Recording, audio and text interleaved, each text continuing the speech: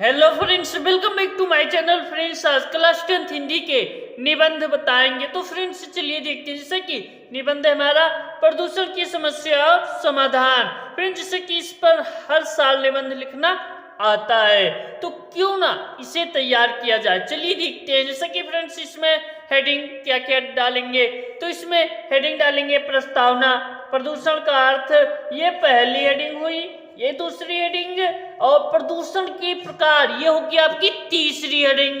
चौथी हेडिंग होती है प्रदूषण की समस्या और समाधान, और पांचवी हेडिंग होती है उपसंहार। तो फ्रेंड्स ये दोनों हेडिंग कॉमन रहता है, प्रस्तावना और उपसंहार हर एक निबंध में कॉमन होता है, सभी में इसका प्रयोग किया जाता है। बस तीन ही हेडिंग आपके चेंज हैं। चलिए देखते हैं प्रस्तावना।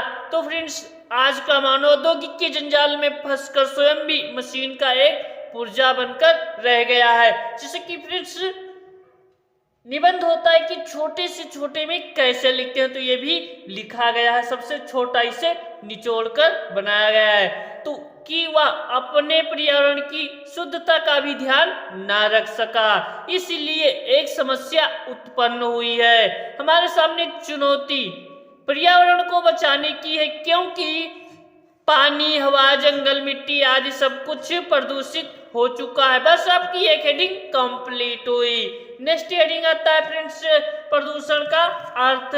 तो नेक्स्ट हेडिंग देखेंगे, संतुलित वातावरण में ही जीवन का विकास संभव है। पर्यावरण में कुछ हानिकारक पदार्थ मिल जाने से वातावरण को दूषित कर दिया है। दूषित वातावरण ही प्रदूषण कहते हैं। जैसे कि फ्रेंड्स होता है कि इधर उधर गंदगी बहुत ही ज्यादा बढ़ने लगी है, क्योंकि हर जगह व्यक्ति की जनसंख्या बढ़ गई है। प्रदूषित वातावरण को ही प्रदूषण कहते हैं। जनसंख्या की असाधारण वृद्धि, औद्योगिक कारखानों की वजह से प्रदूषण की समस्या को ही जन्म दिया है, और आज इतना विकराल रूप धारण कर लिया कि उससे मानवता के विनाश का संकट उत्पन्न हो गया है।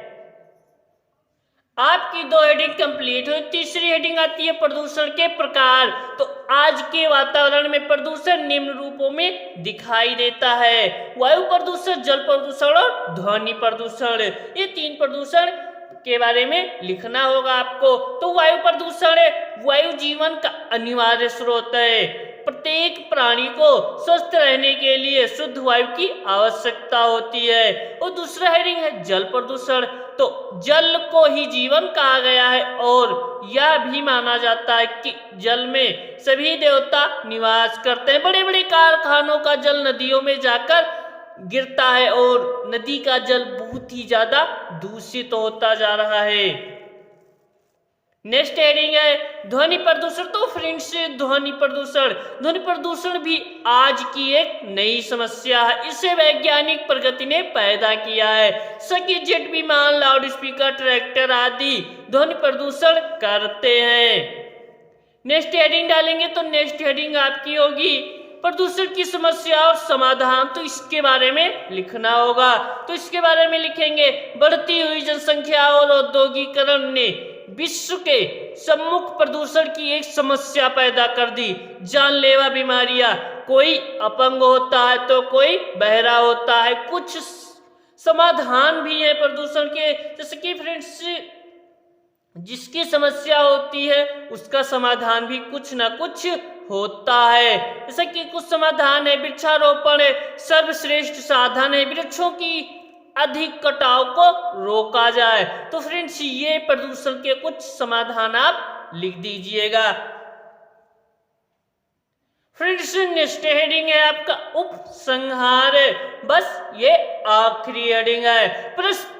प्रसन्नता की बात है कि भारत सरकार प्रदूषण की समस्या के प्रति जागरूक है। नए उद्योग को लाइसेंस देने और वनों की कटाई रोकने की दिशा में कठोर नियम लगाए गए हैं। प्रत्येक नागरिक, सभी त्योहार, यानी कि भारत का हर एक नागरिक प्रत्येक त्योहार या फिर अपने कुछ शुभ अवसर पर एक वृक्ष यानी कि एक पौधा जरूर लगाए, क्योंकि फ्रेंड्स अगर आप हर एक त्योहार या अपने शुभ अवसर पर एक पौधा लगाएंगे तो आपकी आने वाली पीढ़ी अच्छे से रह सकती है। तो मिलते हैं फ्रेंड्स, ये थे प्रदूषण।